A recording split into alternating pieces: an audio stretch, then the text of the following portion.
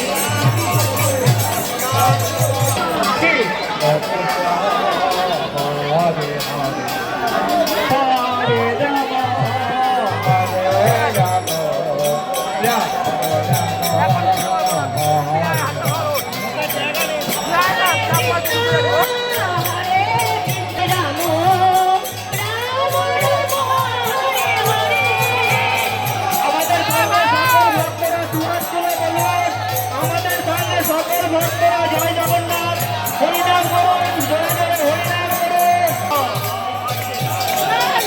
Ram Ram Hare Hare Krishna, Hare Krishna, Krishna Krishna Hare Hare, Hare Ram, Hare Ram, Ram Ram Hare Hare. Hare Hare